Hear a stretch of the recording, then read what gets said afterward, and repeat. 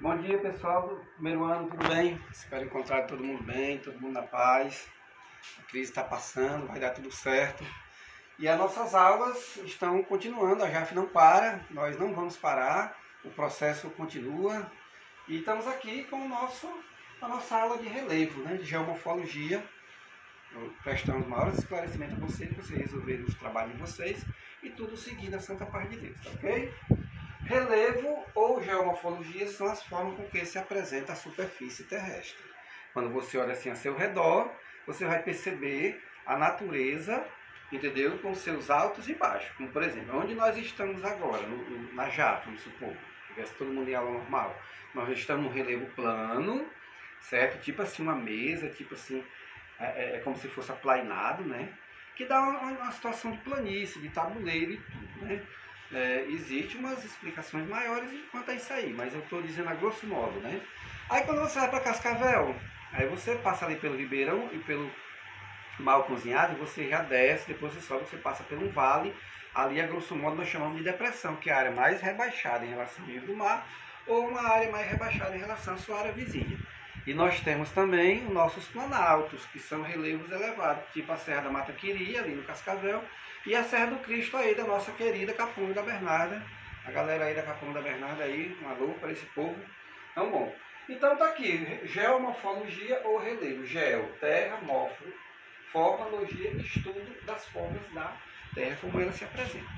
Para a gente entender a questão do relevo, a gente tem que entender primeiro como foi que originou tudo, né? E essa Terra, como foi originada? Teoricamente, pessoal, existe a teoria do Big Bang, que foi uma grande explosão cósmica e ficou essa massa, uma massa pedregosa, assim, disposta no espaço sideral, que ela se agregou pela lei da gravidade. Perceba aí a lei da gravidade, certo, pessoal? A força de gravidade, que é essa força que a Terra atrai os corpos para si, e ela foi se agregando e ficou supostamente, como a lei da gravidade é em todas as partes, ela ficou supostamente esférica, porque na verdade a Terra nós temos um geóide, né? Nós vimos em aulas passadas que, apesar dela ter assim, uma tonalidade, digamos assim, meio que esférica, mas ela apresenta as suas elevações, né? Então, foi essa massa incandescente que quando ela explodia, cheia de erupções vulcânicas, ela lançava vapores, que esses vapores originou a atmosfera terrestre. Essa atmosfera terrestre, com o passar do tempo, houve um resfriamento da Terra, aí esses gases sendo resfriados, ele voltou como forma de chuva e foi preencher as grandes valas, as grandes depressões, os grandes buracos, vamos dizer assim, que hoje são os mares, os rios e lagos preenchidos por essa água. E também essa água se acumulou debaixo dos nossos pés, no nosso lençol freático, que é água na nossa cacina. E também esse pacote terroso grandão que é a Terra, quando se consolidou, se formou a litosfera. Litos, pedra, esfera e pedra. Litosfera, esfera. Então aqui ela se resfriou de fora para dentro, compondo três partes. A crosta terrestre, que é essa parte mais externa, que tem esse aspecto de areia, né? Também a crosta é composta a lâmina superficial das partes líquidas da Terra e também os topos das montanhas, né? Então, a partir do momento que nós temos essa parte mais resfriada ao seu redor, que ela foi resfriando de fora para dentro. Nós temos também o manto, que é justamente uma parte mais externa, que o livro de vocês reza um pouco sobre isso, e nós temos o núcleo, que é um material mais pesado, que é composto por ferro e níquel, sendo que esse núcleo ele está de maneira pastosa, de maneira líquida. Por quê? Porque a Terra resfriou de fora para dentro e no núcleo da Terra a gente registra aproximadamente 4.000 graus centígrados, enquanto que aqui nós cercamos de entre 30 a 40 graus centígrados. Então essa rocha ela está pastosa, ela está altamente aquecida e fundida, que quando vem para cá aflora na atividade vulcânica, que nós conhecemos que é nada mais nada menos que a lava do vulcão, né? Então nós temos a crosta, o manto e o núcleo, que são as três partes aí estruturais da Terra, tá ok? Aí nós temos a composição desse grande pacote terroso que é a Terra, desse grande pacote de pedra que é a Terra, nós temos três tipos de rocha diferenciada. É a rocha sedimentar, que a ideia de sedimentos é a ideia de grãos, é a ideia de que foi esfarinhado. Assim, quebra uma bolacha creme crack, que tu acabou de fazer sedimentos, acabou de esfarinhar tu fez o aspecto de grãos. Então, essa rocha sedimentar, que acumula sedimentos que nós temos aqui. Nós temos a rocha magmática, que é a rocha que vem a partir do magma, que é uma rocha em estado de fusão, uma rocha altamente consolidada, que é a lava do vulcão que vem para a superfície e ela se consolida. E nós temos um outro tipo de rocha, que é a rocha transformada. Se essa rocha passa por diferenciações de temperatura, ela passa a mudar a sua condição mineralógica, o seu aspecto, ela passa a se transformar numa rocha metamórfica. Como também se essa aqui, essa rocha de grãos aqui, essa rocha sedimentar, essa rocha sedimentos, se ela passar a se consolidar mais ainda, se aumentar a temperatura mais ainda nela, certamente ela vai se transformar nessa rocha. Eu faria uma comparação como se fosse uma casa de engenho.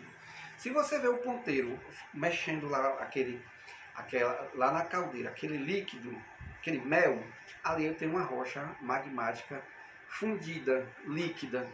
Aí eu coloco a rapadura, o cabo da rapadura no aguidar, começo a mexer e eu coloco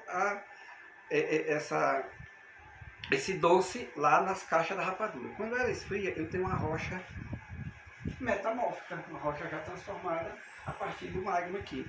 Só que quando eu vou raspar, se eu raspei essa rapadura para botar em cima do feijão, para fazer uma garapa, uma coisa assim, eu já tenho uma rocha sedimentar, que ela se transformou em grãos. Ou seja, na raspada da rapadura, eu transformei essa rocha de metamórfica para a rocha sedimentar. Mas é isso aí, vocês reforçam no livro de vocês, que está recheado, chega a estar pomposo essa matéria, para vocês terem maiores esclarecimentos, tá ok, pessoal? Aí nós temos a formação do relevo. Essas formas de relevo, como se apresenta, ela tem a sua originalidade, ela tem assim o seu começo, o seu princípio. Então, quem fez essas montanhas, essas altas cadeias de montanhas? O processo da atividade vulcânica, que é um movimento que vem do interior da Terra, rápido, catastrófico, causando essas grandes elevações e resfriando essa rocha que vem como forma de magma e se consolida aqui na superfície, que é as nossas rochas de Baturité, de Guaramiranga e também a Serra da Priaoca, enfim. São exemplos clássicos dessa situação. O tectonismo é justamente o movimento que vem do interior da Terra, mas ele vem muito lento, prolongado. Por exemplo, o Brasil passa por uma atividade tectônica separando da África, mas ele separa 2 centímetros por ano. Quer dizer, olha aí a velocidade dessa situação. Mas que ele está em movimento, está. Aí você vai ver o tectonismo divergente, convergentes, discordantes, que também está aí no livro, né? O terceiro é os abalos sísmicos, que não deixa de ser os nossos terremotos, nossos tremores de terra, que causam alguma elevação, que causam alguma alteração na posição desses relevos. Então, olha aí os movimentos internos, essas forças externas da Terra se embasa a formação do nosso relevo. Aí nós temos agentes externos. Essa rocha vai sofrer ataques químicos.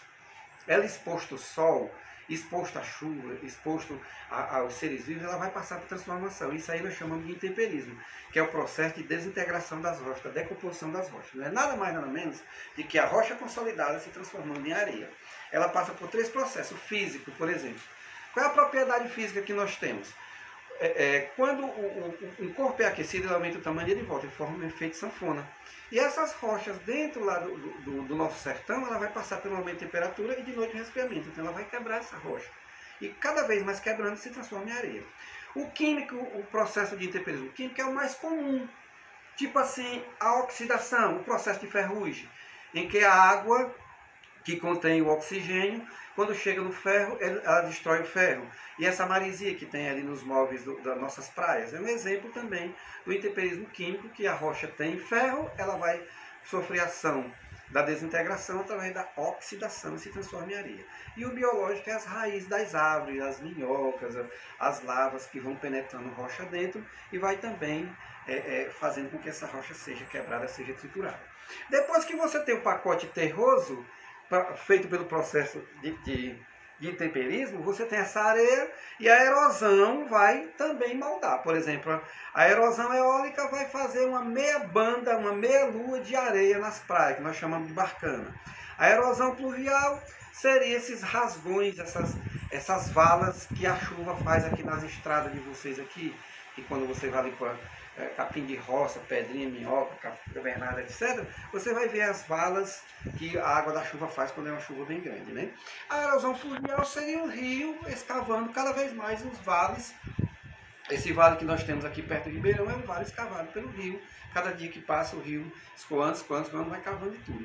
E a erosão marítima que você vê no Morro Branco, aquelas falésias das ondas do mar que bate no continente e formam aquelas belíssimas falésias. Isso aqui é erosão, ela está esculpindo. Já acontece também o processo de deposição. Por exemplo, como é que os ventos depositam? As dunas do Batoque, meu povo. Como é que a chuva deposita? Eita, esses bancos de areia. É muito comum ali no açude do Capim de Roça, aquela grande quantidade de areia que ora a água da chuva traz. E a erosão fluvial, a praia foi justamente esse pacote terroso com as dunas, com as planícies levado pelos rios. Cada tempo que passa, dioturnamente, os rios não carregam só água para o mar, como também carregam sedimentos. E a deposição marítima é aquele pacote terroso da praia que o mar deposita, que a gente bate um racha, que a gente se diverte, se distrai, namora, etc, etc, etc. Então, pessoal, isso é mais ou menos um breve resumo do que é a formação de relevo. Eu espero que tenha contribuído com o aprendizado de vocês. Fiquem em paz e Deus abençoe todos nós. Bom dia, ok?